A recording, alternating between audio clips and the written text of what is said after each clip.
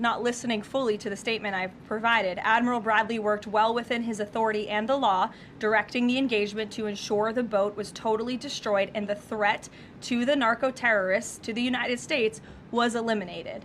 And for any further questions about his thinking, I would defer you to the Department of War. I obviously wasn't in the room for these. Just to follow up, Caroline, just on the administration's policy when it comes to survivors, was there a change in policy after this strike on September 2nd?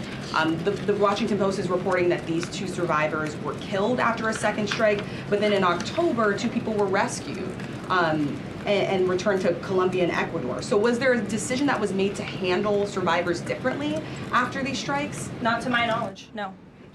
Steve. The president confirmed that he spoke to the Venezuelan leader. Are you trying to negotiate his departure? Is there an asylum deal under work? President, as you know, last night on Air Force One, he said, I don't want to comment on that, but I did speak to him in the effort of transparency. So there you go. You got your confirmation. I'll let him speak further if he wishes to on the details of that conversation that took place. Steve Witkoff is headed to Moscow. How close are you to some sort of Ukraine agreement? I think the administration feels very optimistic. Obviously, you've seen, Steve, that the president's entire team, including Special Envoy Witkoff and Secretary Rubio and the Vice President and the President himself, Secretary Hegseth as well, have been working so hard on this effort, and they all really want to see this war come to an end. And so just yesterday, Sunday, I believe that was yesterday, they had very good talks with the Ukrainians in Florida, and now, of course, Special Envoy Witkoff is on his way to Russia. This is sort of the shuttle diplomacy that you've seen from this administration play out, where we speak equally with both sides. We've put points on paper. Those points have been very much refined, but as for the details, I will let the negotiators negotiate, but we do feel quite good, and we're hopeful that this war can finally come to an end. Stephen.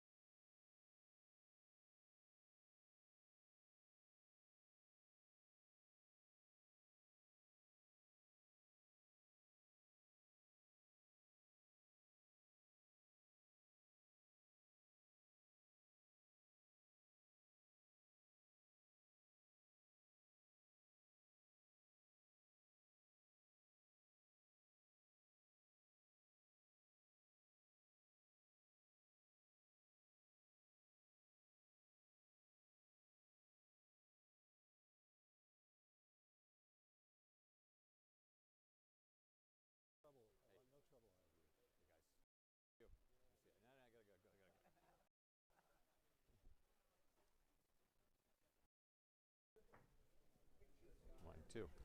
Those three undergraduates in the front row in the far corner want their picture taken with you. I can do that. And have been at me up for about a week. Got it, okay. Scott, ready to go?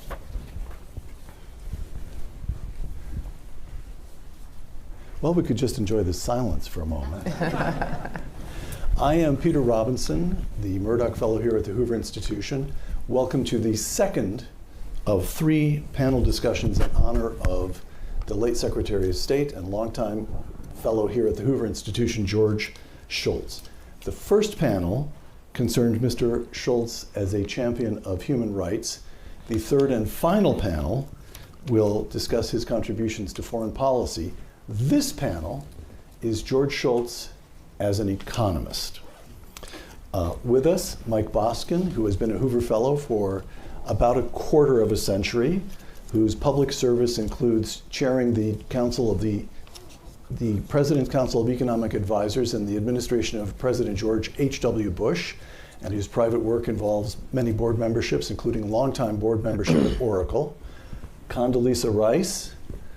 I'll go ahead with the introduction just to be, I think everybody knows who Condi Rice is. Public service includes National Security Advisor and Secretary of State in the administration of President George W. Bush. Private service includes Provost of Stanford University and Director of the Hoover Institution, which brings us to the man who wins the award for the most distance traveled to join us here this evening. Jerome Powell earned his undergraduate degree from Princeton and his law degree from Georgetown. I should mention that at Princeton, he was a member of the same eating club as George Shultz and first became aware of the presence and career of George Shultz by having lunch under George Shultz's picture, correct? Something like that. Something like that. All right. Jerome Powell's government service includes service at the Treasury Department during the presidency of George H.W. Bush, his work in the private sector as a partner at the Carlyle Group. Since 2018, Jay Powell has served as chairman of the Federal Reserve Board of Governors. Chairman Powell will begin this evening with some brief opening remarks. Jay? Thank you, Peter. Thank you, Condi. Thank you, Michael. And thanks to everyone for being here. I'm deeply honored to have been asked to speak here today about the remarkable legacy of George Shultz. And just to be clear right at the start, I will not address current economic conditions or monetary policy. So I've been an admirer of George Shultz since my college years. I saw him then and now as a great role model. As I mentioned just a few months ago when delivering the baccalaureate address to Princeton's class of 2025, 50 years after my own graduation. As I told the graduates, when I faced the world after college, I had no real plan, but I knew that I wanted to combine a private sector career with public service. And I had in mind a few well-known public figures of the era, especially George Shultz, who by then had left to go to Bechtel, whose picture, as I recall, was on the wall of the Princeton Eating Club, of which both of us were members, the Quadrangle Club. George may also have caught my attention because my dad was a labor lawyer who represented one of the major steel companies in collective bargaining. Like George, my father had both a belief in the collective bargaining process and a deep respect for workers. So I followed George's career with interest through the years. It didn't occur to me that I would ever have the honor of meeting him. But I did meet him after I joined the Fed in 2012 as I visited Stanford from time to time. And I remember energetic economic discussions at group lunches in the conference room at Hoover.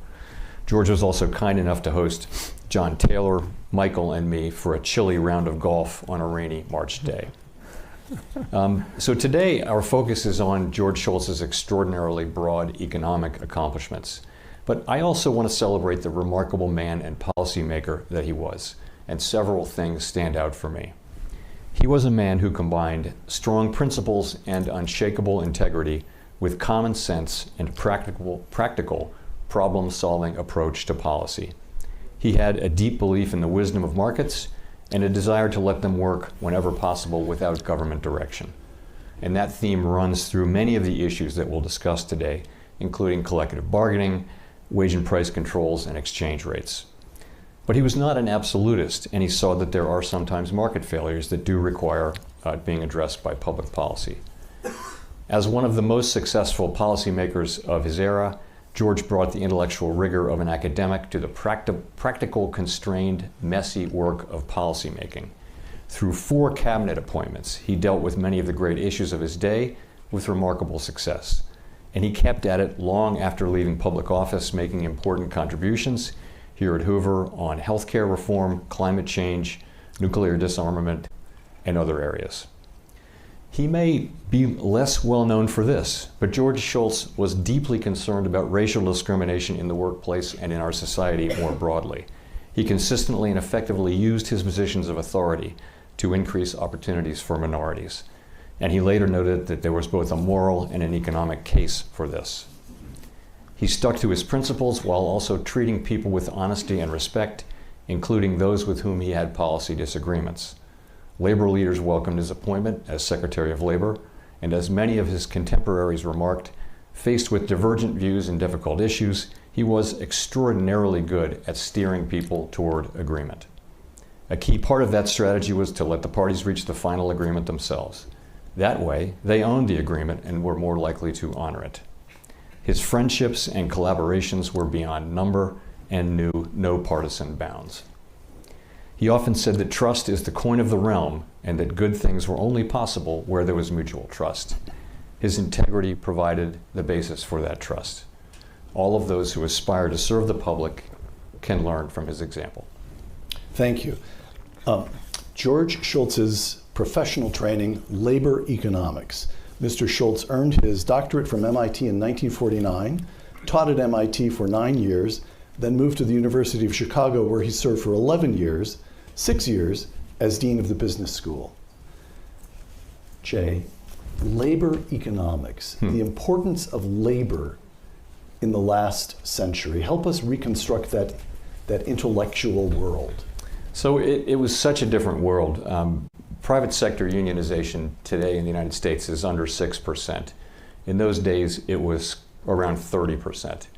And collective bargaining for the major manufacturing unions in steel and autos and things like that, that was front page news everywhere.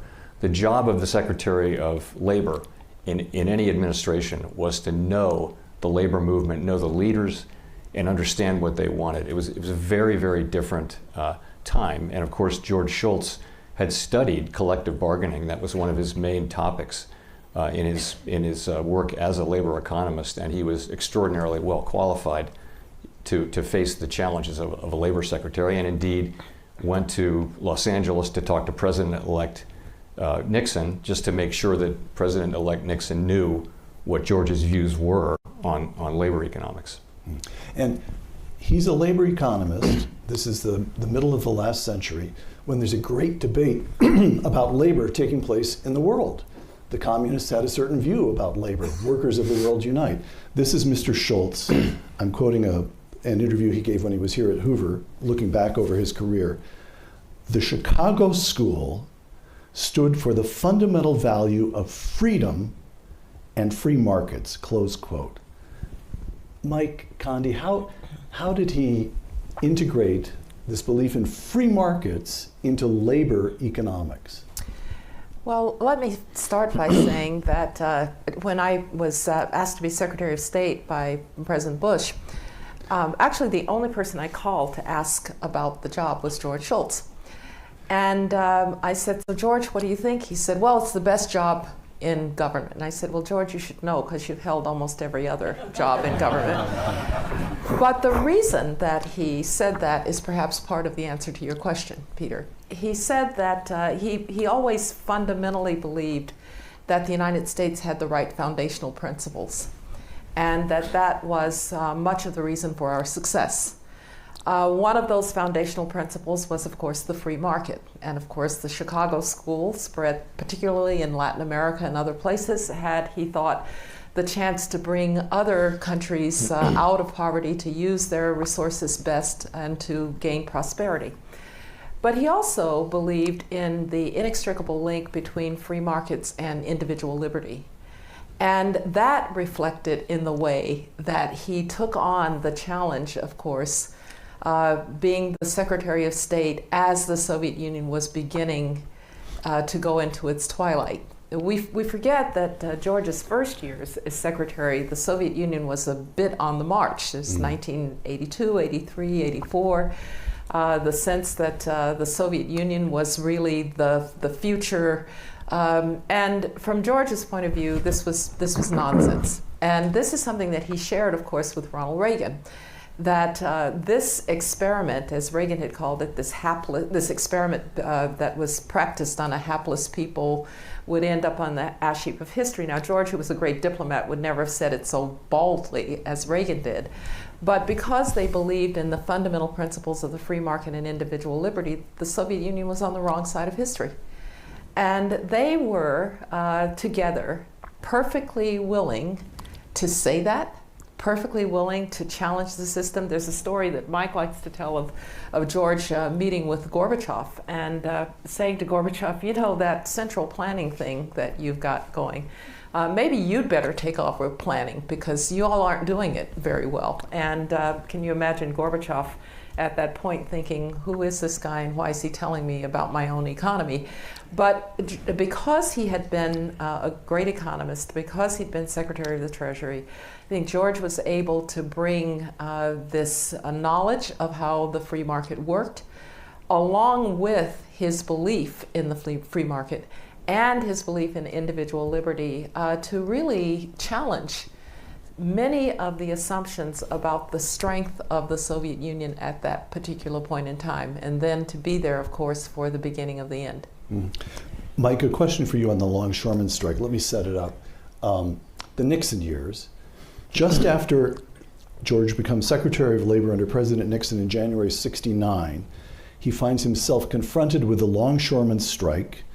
He's under intense pressure for the government to intervene, but he insists on keeping the federal government out of it, forcing the longshoremen and management to the bargaining table on their own. Instead of damaging the entire economy, the strike settles just a month after George Shultz takes office. Why was that such an important episode? First of all, it set a really important example. Number one, that government intervention sometimes can be an obstacle rather than a provider of successful outcomes. Number two, it's really important because it signaled that people could make their own decisions and would be forced to if they were confronting each other rather than wait around for the government to come in. They wouldn't make their best offers, they wouldn't get serious. This became very clear to me. I was a beneficiary of George's advice and friendship, and we did a lot of things together over the years. Maybe talk about that a bit later, but it becomes really apparent when you're dealing with a whole different context than people that aren't used to thinking about markets, people that aren't used to thinking about individual incentives, people being able to think that way. And that goes back to your and Jay's comments and Condi's about as being an economist. He was used to this idea that people were trying to do the best they can themselves given their environment, and that if you let them do that, that would collectively lead to the best possible outcome. Kind of a basic theorem of basic economics, which some people forget, and there's always a pressure for the government to do something. If you know, all of us have been, Jay still is, but we've been in public office, and the first thing every morning in the briefing room is what's the president going to do about X? And it could be anything. It could be anything the president shouldn't have any worry about, shouldn't even know about. But so it's important to set that example and to let things play out until there really is something that you desperately need the government to intervene for, if that happens. Two incidents in the Nixon years that are less, strictly speaking, economic than social. The Philadelphia Plan. In the spring of 1969, George Shultz issues the Philadelphia Plan, which requires federal contractors to hire minority workers, and he famously makes the remark that he's not imposing quotas, he's ending a quota, and the quota that he was ending was on black workers, and it was 0.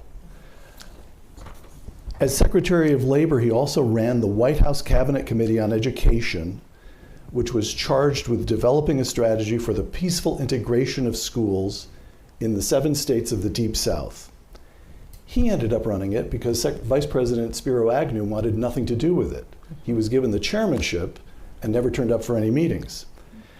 There's a famous moment, I heard Mr. Schultz himself tell this story. George Shultz has the chairs of the Mississippi Committee come in. It's a white man and a black man, and he has them sit down together in the White House. And as they get close to an agreement, Secretary of State leaves the room. And I'm quoting George Shultz here. I learned long ago, you mentioned this in your remarks, Jay. I learned long ago that when parties get this close to an agreement, it's best to let them complete their deal on their own. That way the agreement belongs to them, close quote. By the end of the Nixon administration, this is a statistic I found staggering, I wasn't aware of it, more than 90% of black children in the South were attending integrated schools. All right, he's a labor economist, but in the Philadelphia Plan and in the integration of schools in the South, he's solving social problems. What's going on here? This has something to do with his own principles, with the respect in which everyone holds him. Jay, would you like to address these episodes? I would. So this is something that people need to know more about George Shultz. This is an extraordinary accomplishment, and it is consistent through his career. He started the first minority program to bring kids into the University of Chicago Business School and many other things along the way. But in this case, Brown v. Board is decided in 1954. This is 15 years later, and there are 7 southern states that have just not desegregated their schools. The Supreme Court makes it clear that the argument is over and we're going to do this. George Shultz he takes over this commission, and he picks a black person and a white person from each of the 7 states. He gets them together, and they figure out how to do this because they now know this is going to happen, and he gets them to realize that, and the whole idea is this has got to be done without violence, and he manages to get that done. It's an extraordinary accomplishment. How did he do it? This is the sort of the full Schultz playbook of bringing people together, treating them with respect, empowering them, enabling them to take on this terrible, difficult issue, and it really worked. I mean, the schools did open without violence in these 7 southern states, and it's quite a remarkable story, and he really made it happen. So quite extraordinary. Well, actually, I lived it. Yeah. Because I was a kid in elementary school in Birmingham, Alabama, in the early 1960s. And Brown versus Board of Education 54, essentially nothing happens in integration of the schools, despite the striking down of separate but equal. They just ignored it. They just ignored it, Yeah. just ignored it. And then finally, after the Supreme Court, so they came up with this plan called, just before George's intervention, called choice. Now, choice is a good thing these days. In those days, it wasn't a particularly good choice because good idea because the idea was probably white parents would choose to keep their kids in white schools, and black parents would choose to send their kids to white schools. As it turns out, nobody chose to do anything. And this is actually kind of a funny story, a few poor teachers were sent to integrate the faculties of these schools. And my mother was one who was going to be sent to a white school. Really? Yes, my father was terrified because he was worried about the potential violence. As it turns out, my mother didn't go, but they sent this poor white woman to our school at Druid High School. And I felt so bad for her because everybody just treated her really, really badly. You know, she was the only one. So this was going pretty imperfectly. And I think one reason that I told this story to George, and I think one reason it was important to get people together and then get a plan for how to do this, which is what the Philadelphia Plan really was because it was going nowhere, and to the degree that it was going anywhere, it wasn't going in a very good direction. And so George and I would kind of laugh about my own personal experience in what was going on in the South before the Philadelphia Plan. You know, it's worth mentioning that affirmative action has gotten a bad name of late, and California voters have rejected it twice, and perhaps it went overboard a bit. But back then, in the Philadelphia building trades, there was a quota of 0 African Americans. And so economists hate quotas. And a quota of 0 is a bad quota, just like a quota of a large amount. Okay, so I think it reflects back on his thinking as an economist.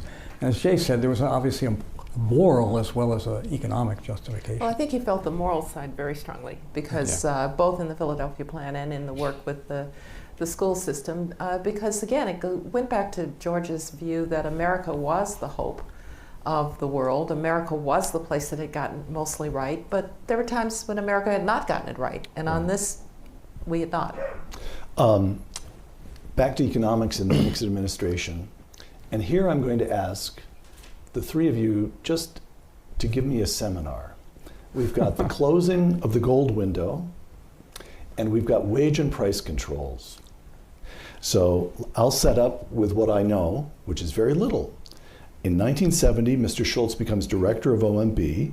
He's one of a circle of advisors, including Secretary of Treasury John Connally and Undersecretary of the Treasury Paul Volcker, who advised President Nixon to end the convertibility of the dollar into gold.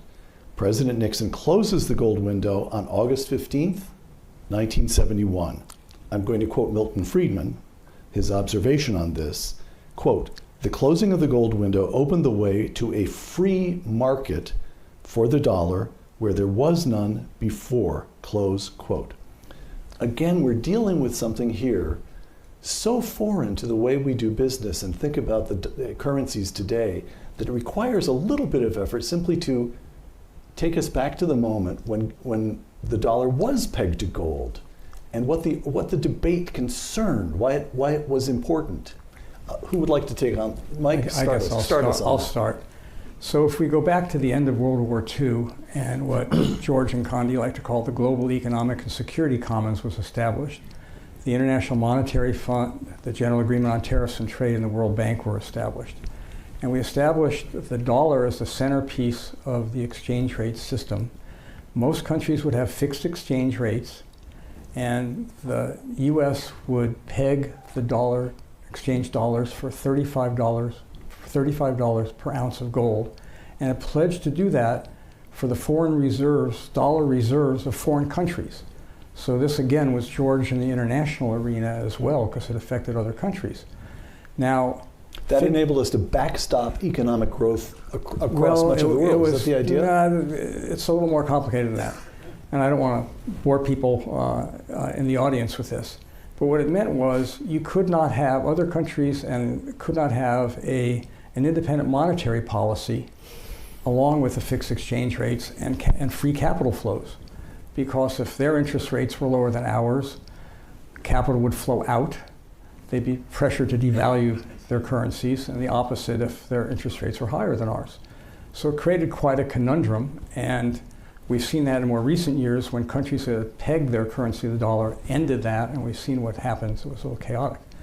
So this, I think, was a major move. There had been a big intellectual debate for decades in economics about whether fixed or flexible exchange rates were better, and I think the flexible, market-oriented approach wound up winning, I think, to the world's advantage.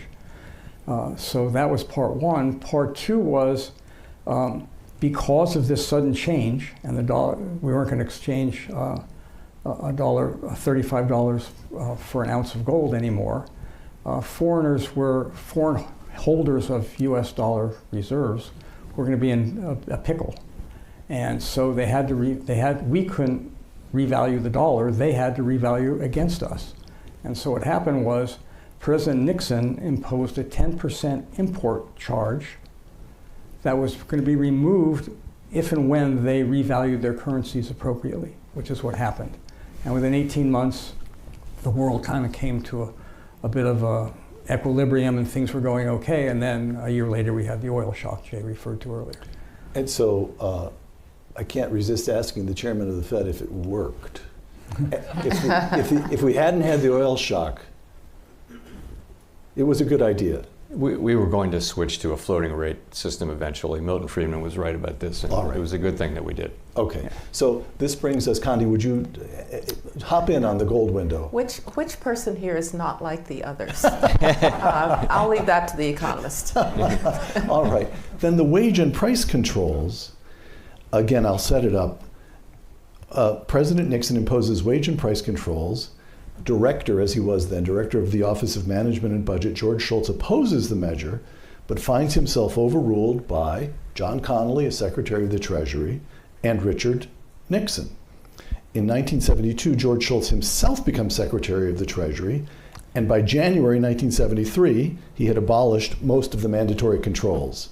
He abolished the controls entirely in April 1974, just before stepping down as Secretary of the Treasury in May. So again, it is inconceivable.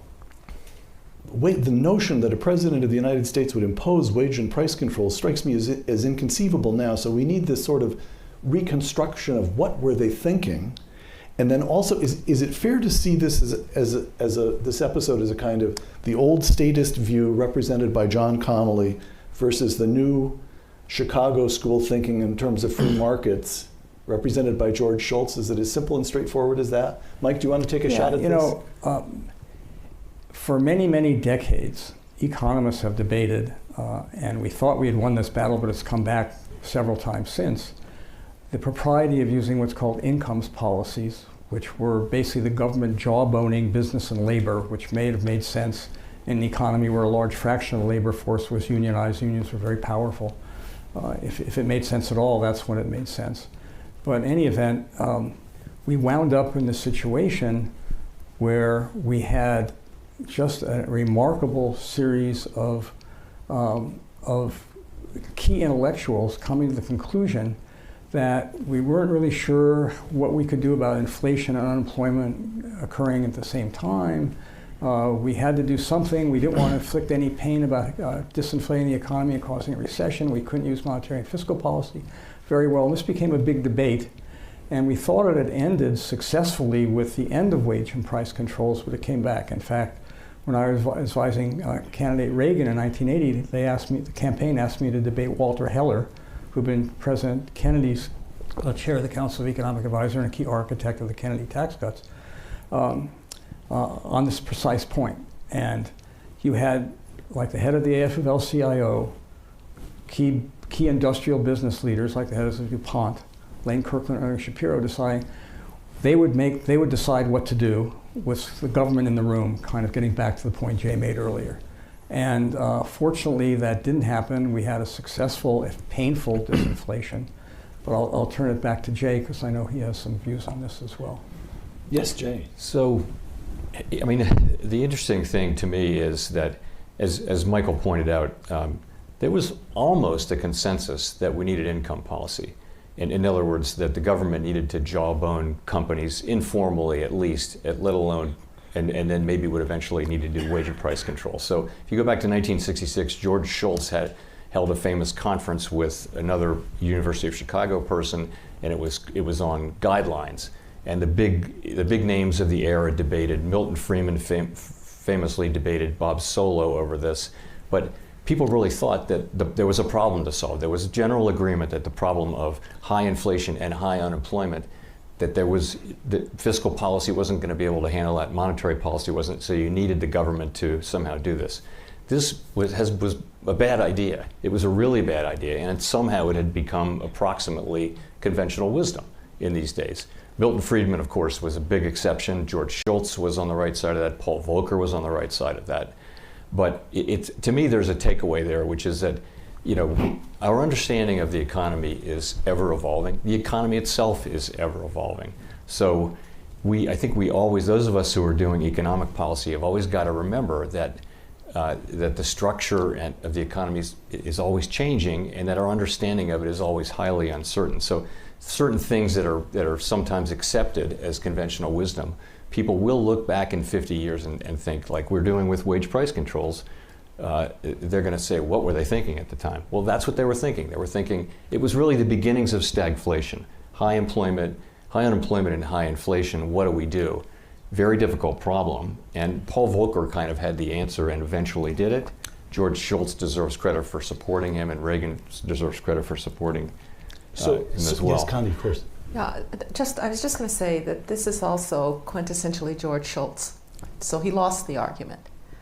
But he understood who was elected, and he was able to bide his time, and then when he had the opportunity, he worked to move things in the other direction. But George was, in that way, quintessentially a pragmatist always, also. He played a long game. He played a long game, and I think it isn't as well understood that when you're in government sometimes, You're going to win some and you're going to lose some, but if you never lose sight of what you think is right, you might have a chance to correct it. And I know that the wage and price controls, for George, this was really an anathema. And he thought one of the arguments that he was most unhappy that he lost, because he thought it did great damage. But when he had the opportunity, he reversed it. So, Yes, one quick comment with respect to Condi's comment about winning some, losing. We always thought we were doing well if we were above Shaq's free throw percentage. But it's important to remember what was going on in the economy, as Jay has mentioned. Nixon imposed wage and price controls when inflation got up to 4%. It's important to have that historical reference in the back of your mind.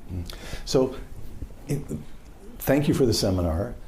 What I hadn't realized is the extent to which there was a debate going on within the discipline of economics when the shock hits, which means you don't have, I don't know how to put it, I don't want to use the word establishment, but you don't have consensus on how to respond when the oil shock hits. In the 70s, the economy is taking one blow after another, and the economists there's a debate about what should be done. There's a kind of uncertainty. Is that fair? A fair description? Absolutely. All right. So then we get to Ronald Reagan, and I hadn't thought of it this way before, but this is a moment when one side wins the debate, is one way of thinking about it. George Shultz, before becoming Secretary of State, which he did about a year into the administration, he chaired President Reagan's Economic Policy Advisory Group, a group that included figures such as Milton Friedman. This is Mr. Shultz in a 2000 interview talking about those times. The advisory group said the essence of the inflation problem is monetary policy, and to deal with it effectively, you've got to discipline the money supply. People warned President Reagan that if he did this, there's likely to be a recession. By the way, I was there for that bit, and people did warn him just that. Back to George Shultz, but he did the right thing, and we did have a recession. But inflation dropped like a stone, and that has been one of the primary reasons why our economy has been as strong as it has been, close quote. So from Richard Nixon's wage and price controls to the moment when Ronald Reagan backs Paul Volcker in disciplining the dollar represents an intellectual, it's not just it's an intellectual victory. Is that right? Am I understanding that correctly, Mike? In that 10-year period, we also had President Carter in 1979 go on national television, complain about high inflation and malaise, and said the Fed should lower interest rates to reduce inflation. So there's a lot of misunderstanding in the polity as well. But it's a remarkable transformation. In 1979, this goes back to Condi's discussion of George like to garden, but he also did that in economic policy. Not only bided his time and changed things when he had the opportunity, but he prepared. And so in 1979, we had a dinner with candidate Reagan, and he invited myself and Milton Friedman and a couple of other economists to kick the tires about supply-side economics and about inflation. And I was very much impressed because Reagan's knowledge and subtlety of understanding these things, the depth of understanding was quite a bit different from the caricature of his portrayal at the time. And so I think that George was preparing for this moment and letting Reagan talk to some people that he came to respect, that worked with him and for him, and developed an understanding. And Reagan also had very strong principles, and he understood how serious high inflation was. Keynes, in a remarkable book, 1919, saying what will happen from the Treaty of Versailles, hyperinflation, et cetera, from Germany, that will destroy the society, quoted Lenin's injunction that debauching the currency is the surest way to destroy capitalism. And so it's a very, very strong sense in Reagan that we have, at the time, inflation's double digits, and had been rising at the same point of every business cycle since the 1960s. If you measure the trough, the midpoint, or the peak, it's going up and up and up, and it peaked at around 13%. And so there was a desperate need to disinflate the economy. It was painful, but it was the right thing to do. Condi, you remember those well, you were still at Most of Denver, them- weren't you? No, I'd just become a faculty member at Stanford and was trying to buy a house. Ah. And I do remember So the you high do remember inflation. I remember it very, very well. You remember interest rates. But I was going to make a point about George in this regard, because we all know that George Shultz was a very fine public servant, and it was mentioned he was also an academic, and he cared about these intellectual debates. He cared about winning the debate with ideas. It wasn't name calling. It wasn't, you're just evil. He actually liked to get ideas on the table and debate them. And he liked to debate them with people who disagreed. And when he had an opportunity with Reagan, he brought people together for Reagan to listen and to hear the ideas. And Mike mentioned this because you were there. I would see it later with George W. Bush. And that George would bring together these groups of people for these politicians, and he would count on the ability to convince and persuade through good ideas to really challenge people who wanted to be the elected officials who were going to carry out policy, to really understand what they were listening to. And I have to say the Hoover Institution played quite an important role in this, people like Milton Friedman and others, Mike Boskin. But it was George who would convene these people with people who were going to actually be in government, who were actually going to run for office. We sometimes, as people in the academy or people who, like Mike and I or Jay, have served in government, people say, well, I like policy but not politics. Well, unfortunately, policy has to go through politics to actually become policy. And George understood that, and so he often spent a lot of time with the people who were actually making decisions, trying to convince them. And with Ronald Reagan, he found somebody who had everything that needed to change many of our assumptions about the way the world worked. It wasn't just in Washington.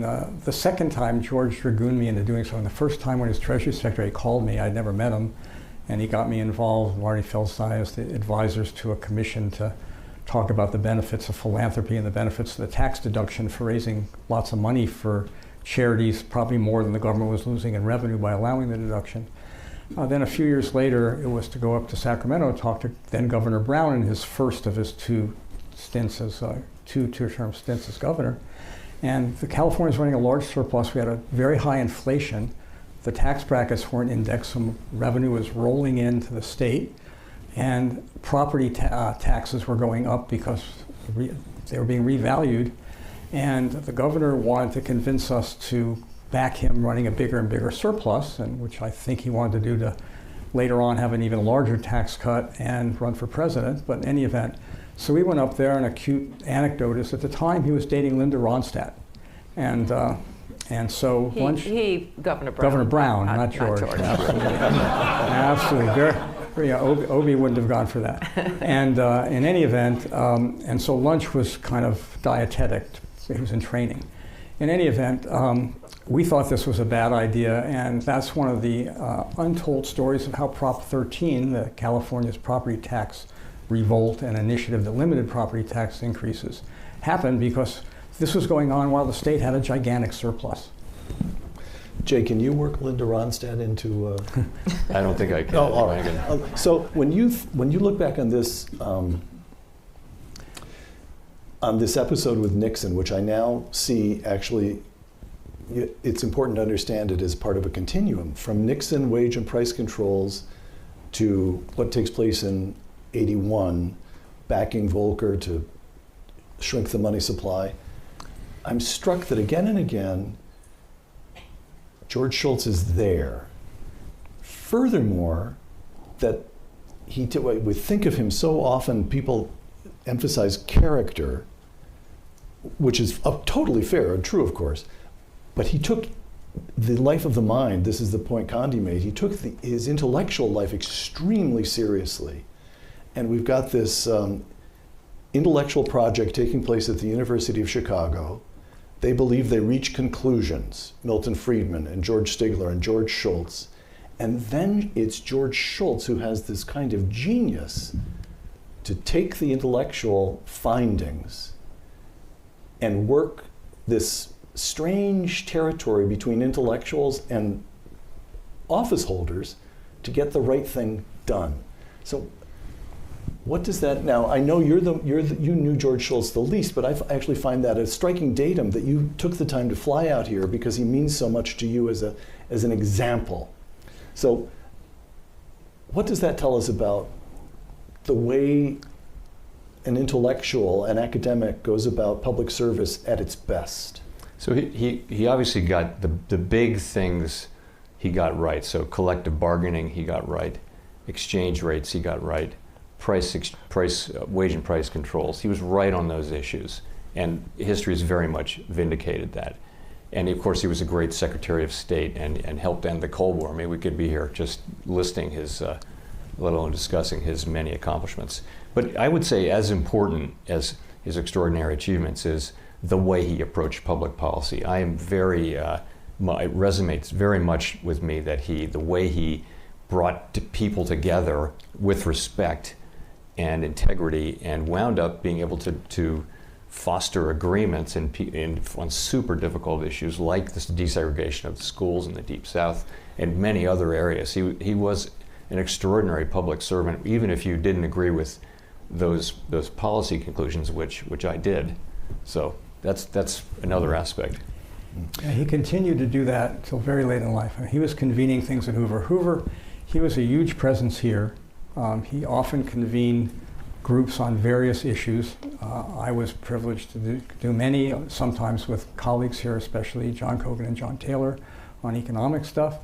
But he always tried to get alternative points of view. He tried to get people debating and discussing, and he tried to get people in a conference room we had called the Annenberg here, and we would sit there and we'd understand facts and theories and data and history and debate about what the best path forward was on a variety of pretty complicated issues that often don't have just singularly clear conclusions, but have trade-offs, involve something else that being an economist teaches you to pay a lot of attention to.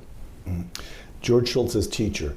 George Shultz becomes Secretary of State in 1982, and he serves until the end of the Reagan administration. Most of his work as Secretary of State will belong to the third of these conversations about him. But there's an episode or an aspect of his time as Secretary of State that shows George Shultz right back where he started, teaching economics. I'm quoting now from The Cold War by John Lewis Gaddis. Gaddis notes that as early as 1985, Secretary of State George Shultz began telling General Secretary Gorbachev that the Soviet Union would continue falling behind as long as it had a command economy. Now I'm quoting Gaddis. "You should take over the planning office here in Moscow," Gorbachev joked, "because you have more ideas than they have." In a way, that is what Shultz did. Over the next several years, he used his trips to Moscow to run tutorials for Gorbachev and his advisors, even bringing pie charts to the Kremlin. Gorbachev proved surprisingly receptive, close quote. Condi, Yeah.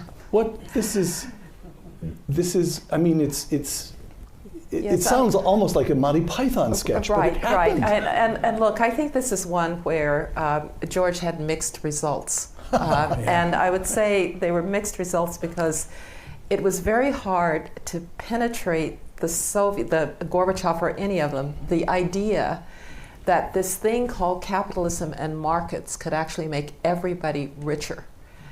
And I remember Gorbachev saying at one point, actually to George H.W. Bush, he was trying to explain how in capitalism, somebody will found a company. And yes, they'll get rich from that, but there'll be all these jobs and the economy will grow and so forth and so on. And at one point, George H.W. Bush turned to me and said, "Are they translating this?" And I said, "Mr. President, I'm afraid this just doesn't translate." All right. So, but George was indefatigable. He would go and he would take his pie charts and he would explain why central planning didn't work. And maybe underneath it eventually had an effect, because one of the things that Gorbachev tried to do, and George was very proud of this, was he actually tried to have these little private enterprise shoots. They wouldn't privatize the economy as a whole, but they had little entrepreneurial businesses that they started to build called collectives, so that somebody would be able to have a restaurant that was private. And this is sort of 1987, 1988, and George actually would go once in a while to these little collectives where a man and his wife, you could only have 8 tables, by the way, you couldn't have more than 8 tables. And so he would go because, and by the way, much to the chagrin of the diplomatic security and the like, he would go down into some town and go to one of these collectives because he actually did believe that that could be the beginning of capitalism. So he understood that it was too much to try to explain to them that you could have this thing called the market and it would all work out. But these little experiments, he was always very proud of and thought maybe he'd had a part I in can getting pick up on them that to do because it. I got to deal with it subsequently when the Berlin Wall fell, et cetera. And so first of all, Gorbachev may have been receptive, but he didn't understand it. Yeah. He had grown up in the he was Secretary of Agriculture, and they were making sure he knew exactly where everything was all the time. So when Senior Bush sent me to help them with economic reform because they announced they were going to become a capitalist economy in 500 days, not the 5 centuries it took to develop capitalism, but that's a whole other story. So I met with Gorbachev and Shevardnadze, and it's pretty clear, I'm Bush's chief economic advisor, so I actually know how all this works. So he sends me to see the head of Gosplan, the state planning agency.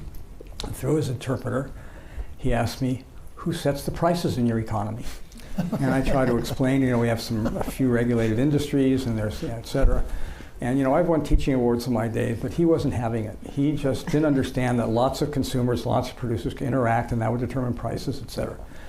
And so he finally gets very frustrated, motions me to wait. He goes back into his office, and we're in an ante room. He comes back with one of these 1970s we would think of here, but there it's 1990 flip charts. And it's, these Fortran flip charts. It's the price list for the Soviet Union. He hands me a pen. He wants me to cross out the old prices and write in the new ones. He can't believe, since Gorbachev has told him, I'm Bush's chief economic advisor, I know what the prices should be.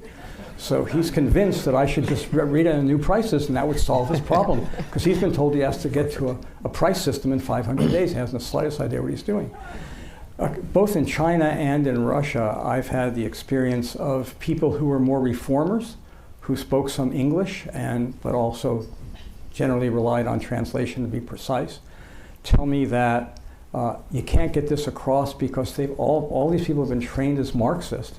They can't, when we ask them, how do you measure, how do you know what's actually going on in the economy?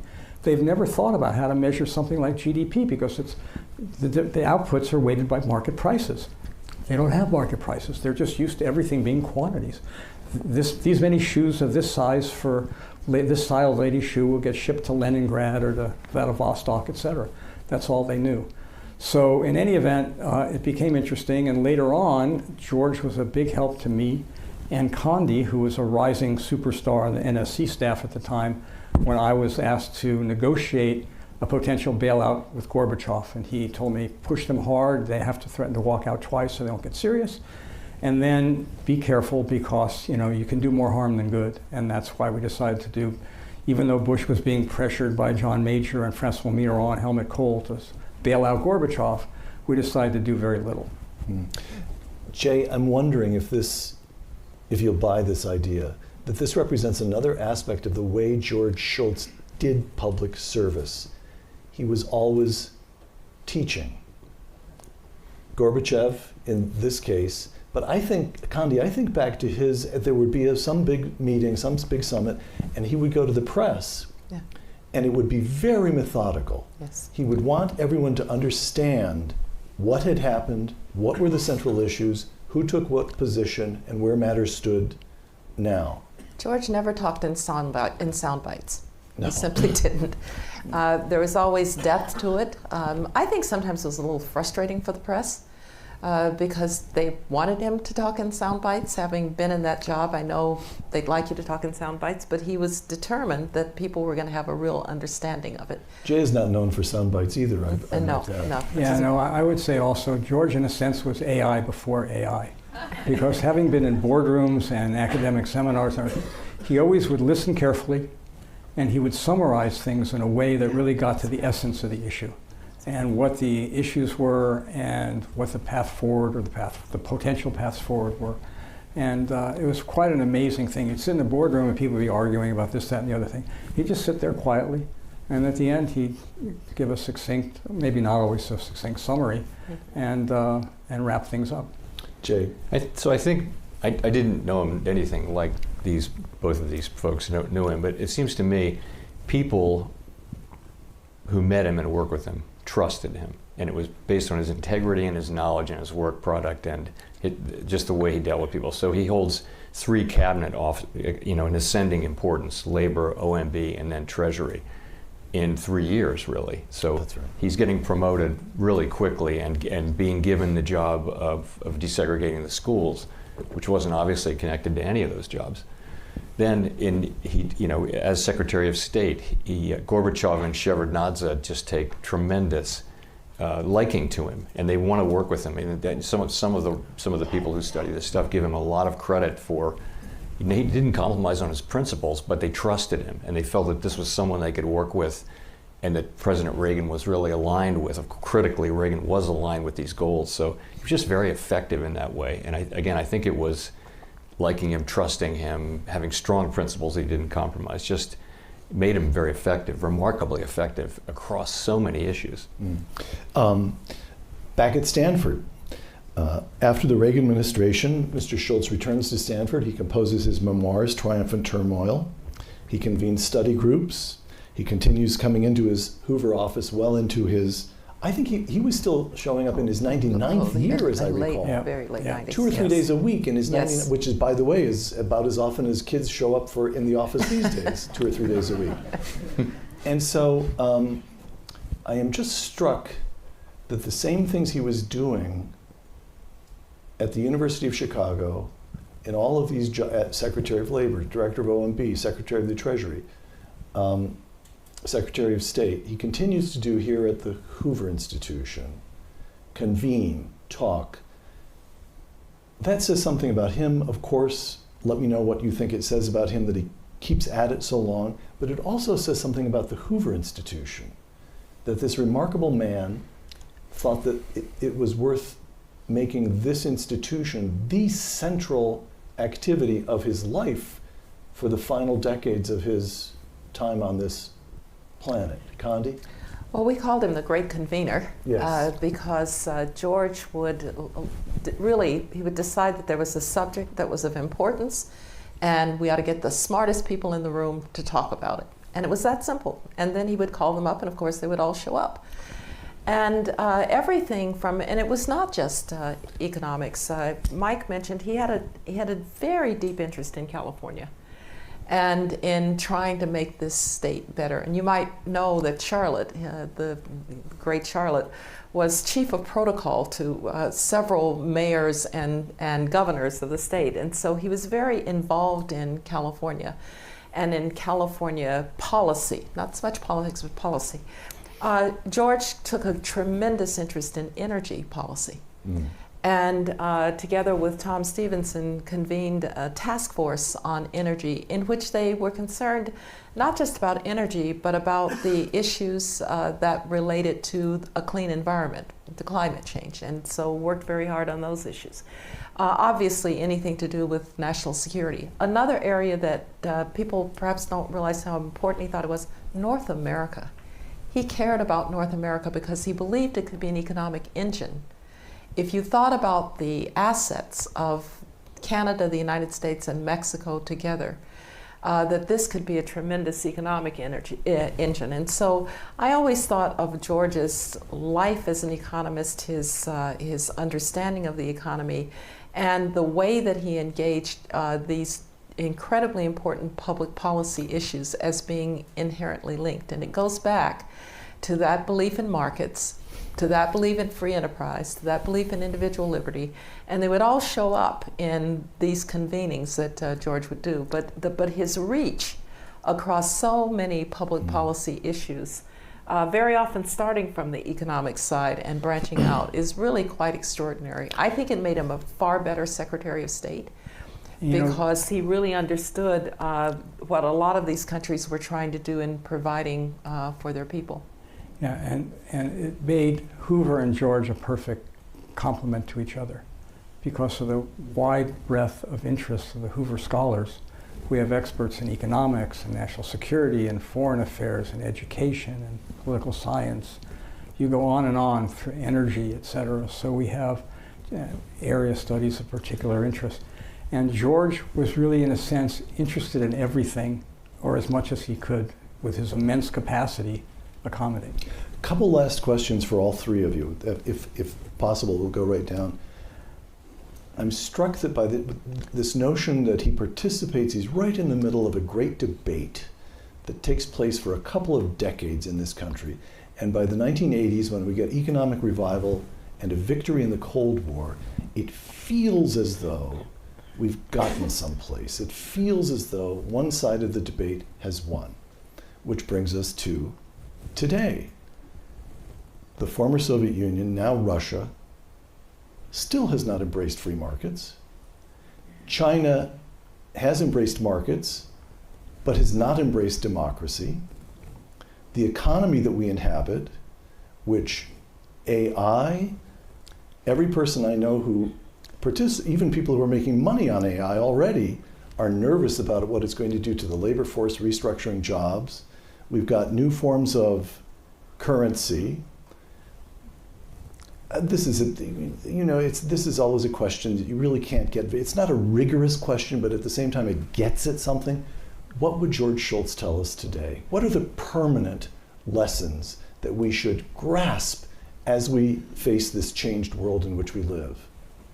Mike, would you like to go with? Yeah, I would say that at the core of the way George thought about things was combining facts, ideas, and experience. He firmly believed you didn't really understand something deeply unless you understood it intellectually and had experienced it in your gut. And I've come to that point of view over a long time, partly under George's influence, but just my own experiences. And so I think he would try to make sure that you merge those things in your thinking about issues. Number two, he would say, stay engaged. Stay engaged. Try to be constructive in any way you can. And to me, that's a great lesson from his life. Stay engaged, whether that's in the cabinet at the federal government level, whether it's your local school board or whatever you happen to do, stay engaged and try to make things better. He loved the phrase, democracy is not a spectator sport. And so stay engaged. Jay, what are the permanent lessons? I agree with all of that. I mean, history doesn't end, so we're into a whole different set of challenges looking forward, and we need to remain engaged. To Michael's point, with our main allies and rivals, and we just need to keep working on all the things that we confront now, which are some to some extent, some of the issues are settled. Like the issue of price controls is no longer, we understand now that the central bank is responsible for price stability. So that issue is settled. It doesn't mean it's easy to do, but the issue is settled. So this is new issues. So easy. You make it look so easy, Jay. Yeah, well, that's the trick. Yeah. No, but so things like nuclear disarmament, we were probably closer to that 20 years ago than we are now. So these issues don't go away and new issues arise, and I call for very much, I think the way George Shultz approached public policy and engagement are exactly what we need now. Yeah. Condi? I think George would be excited by this moment, understanding that it was a challenging moment, but he always saw opportunity. Ultimately he was an optimist. He believed things could be solved if you kept at the core the principles on which the United States was founded. There's a story that when George would swear in as Secretary of State ambassadors, he would go to a big globe. And he would say to the about to be ambassador, show me your country. And that person would point to Brazil or to Paraguay or to Kenya. And George would say, no, this is your country. And he would point to the United States of America. Because the one lesson that I think he would want us all to remember is that since the war, and remember, George was a young Marine in that war. He was part of the greatest generation that fought and won first the war against Nazism and later on the war against communism.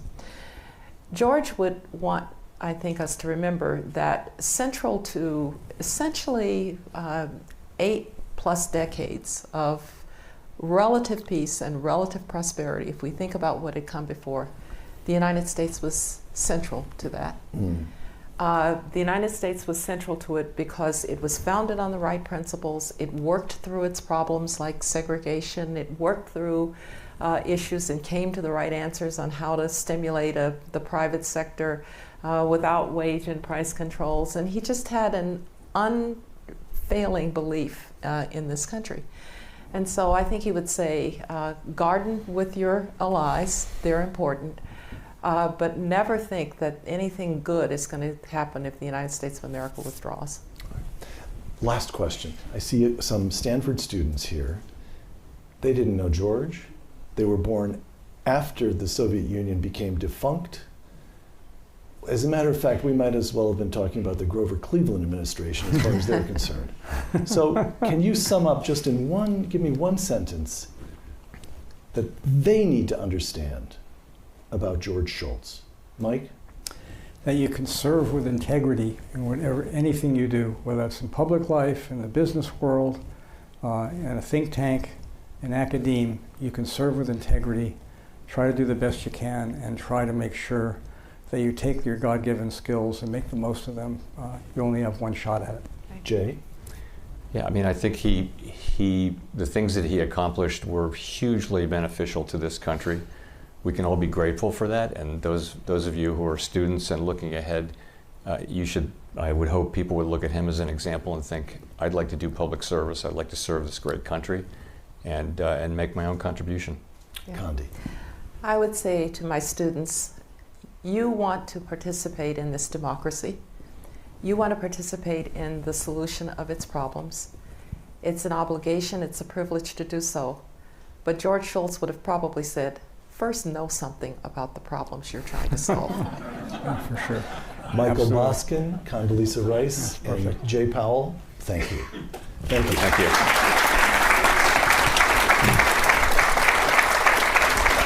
Thanks, that's great. Good to be with you. Thanks, Peter. Jay, pleasure. A real pleasure. Thank you so much. That was Thanks, terrific. Michael. Thank you. We'll see you. Kevin.